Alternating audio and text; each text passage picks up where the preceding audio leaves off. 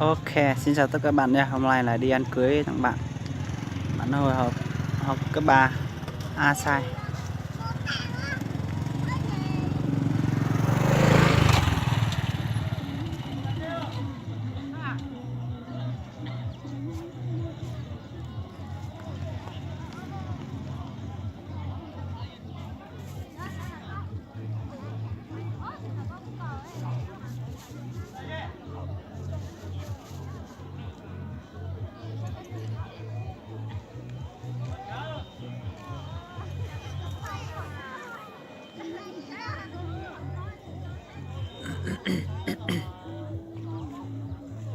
Ok.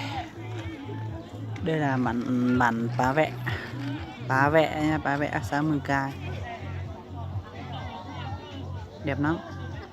Đồi núi ở đây toàn đồi núi chọc thôi, đẹp lắm. Ok, và chắc hẳn là một số người sẽ thắc mắc rằng tại sao ở đây toàn đồi núi chọc mà là không có cây cối. Tại vì mấy năm gần đây ấy, 2 năm trước và năm nay 2 năm trước rồi. Ở đây là lần đầu tiên ở đây có đóng băng ấy thì cây cối ở đây là chết hết rồi.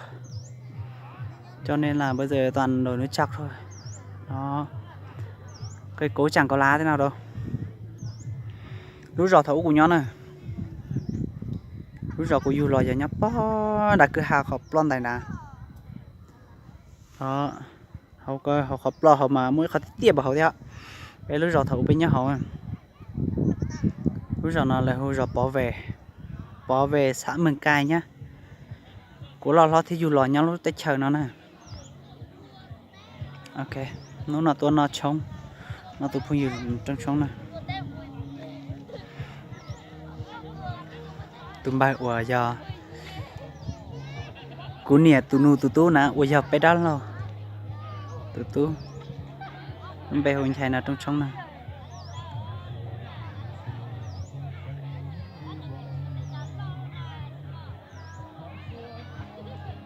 Cú là gì cái thế ta chỉ mà lại hỗ trợ chị chạy xe đi là chị bảo hai tiền để chờ nè hỏi ba nè lòi cho tụi khen bữa cha nè tiếng chạy thầu lòi gì tôi chạy chị ta bảo giờ trong cha lại dọ họ lúc rồi ta chỉ nó là nó xì nhỏ hơn chứ của lúc rồi bỏ về nữa này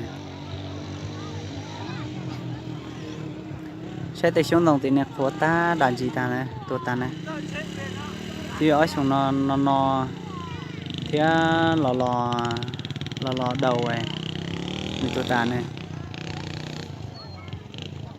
ở xuống ta là mà cho nó hai rung lầu nữa anh không hai rung lầu sao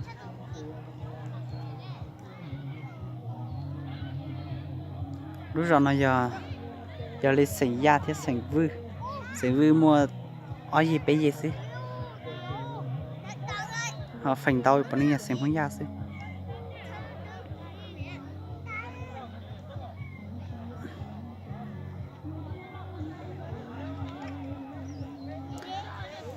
đi qua bên khe núi bên kia xuống dưới là đi sang Mường Vài nhá, Mường Vài Sô Cộp, huyện Sô Cộp nhá.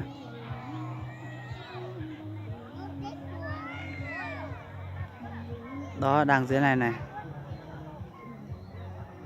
đi hướng dưới này là đi xã Mường Cai nhá, xã Mường Cai xuống Mường Hung Mường Cai nhá.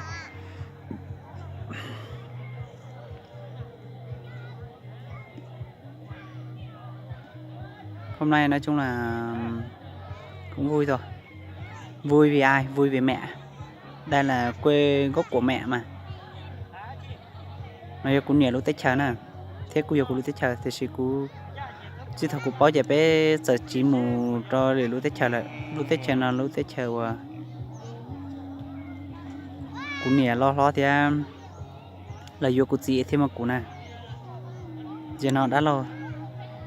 Nè tay chỉ nhó ta lại bóng ta lại chui cho đã lo xí cho cái chia sẻ thế chơi chia sẻ tôi cho lú rồi nó xí này thì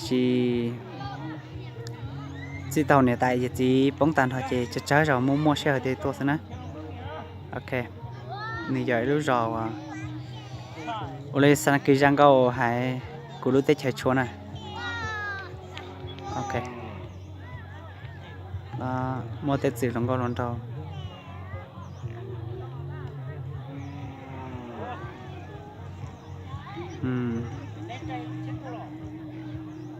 Ok gì luôn thia.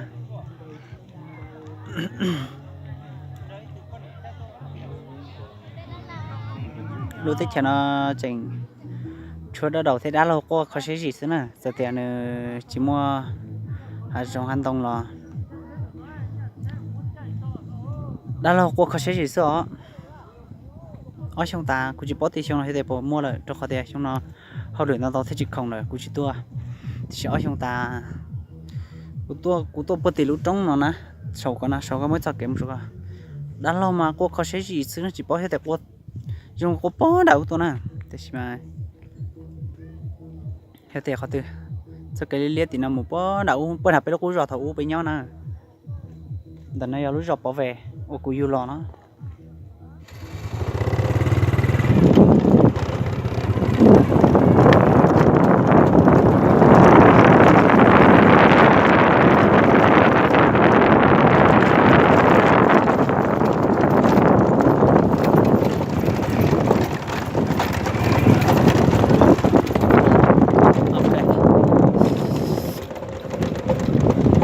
sẽ rò bỏ về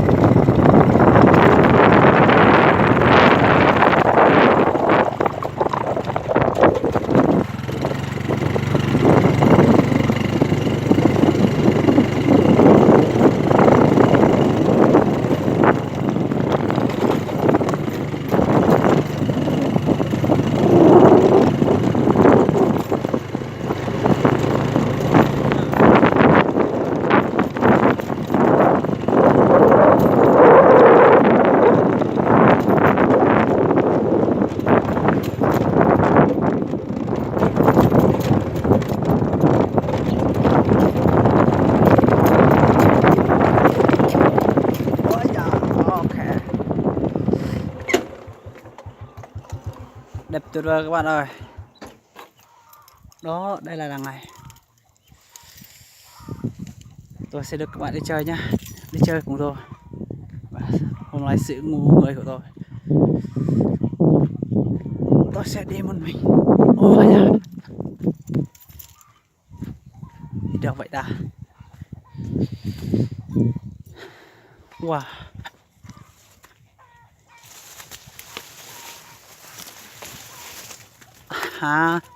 hành giải to trong con nè, đến đây chơi chúng mới sửa tua rồi, tao tôi rồi nói cho tôi chọi rồi cho nên sai xin này, đó, xem rồi non dành được rồi bỏ về lại.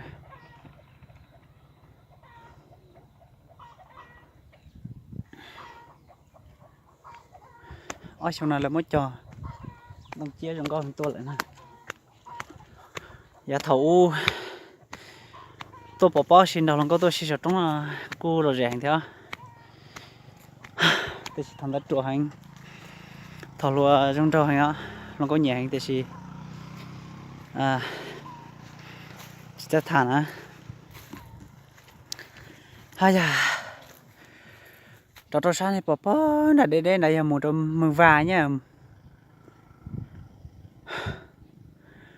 sang bên dưới kia là mừng vàng nhá, mừng vàng sô cộp nhá, sao tít mù xa khơi kia đẹp lắm các bạn ơi.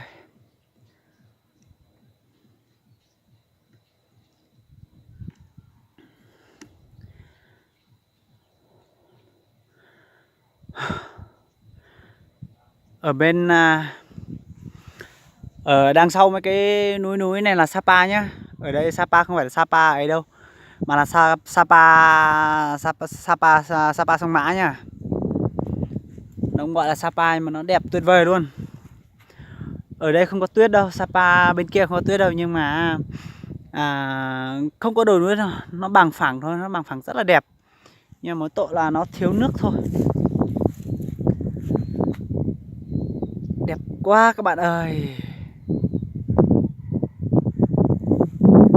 Tuyệt vời luôn.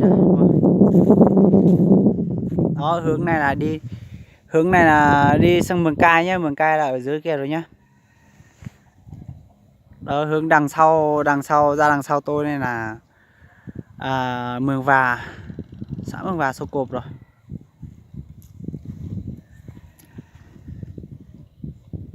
Khi tôi sinh ra mang được 2 tiếng con nhà nghèo.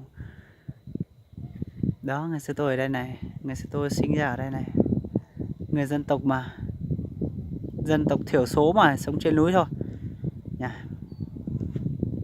Ok, nếu bỏ khỏi đây bộ đồ sát thì nó trong con này tết chờ nó lú tết chờ nó giờ lú tết chờ yêu của lo xứ chia lú tết chờ của nhỏ nhân con này tôi thật tết bỏ trong tết chờ nó nhiều tết chờ của po tôi trong hộp po xứ này nửa nói chung là nửa chỉ một hai sống ở ta xin là giờ cậu xin ra ta su chăn tu đi ta xin là nó hàng nè chăn tu đi này có số lúc chia bây giờ mà để nó sắp lại liền gọi chỉ xứ bỏ hơn đi họ tê họ bỏ trống rồi nè cũng mà chờ đó này xem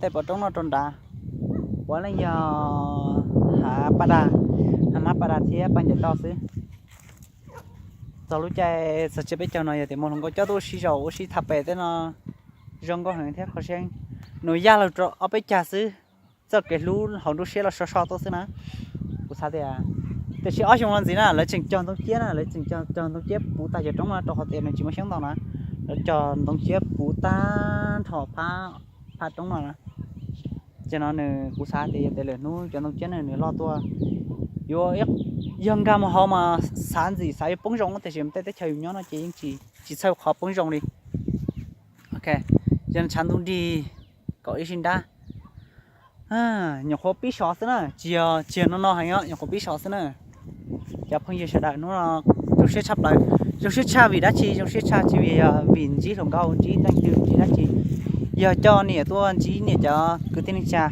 cho đã lâu cho có cho một cho nụ sẽ đại tôi nó trông tôi nó tụm bờ chai trong này nó tết cha này giờ tết cha bỏ về á nó tết cha bỏ về xã Mường Cai huyện Sông Mã nha đó lúc tết cha cuối sửi nhỏ rồi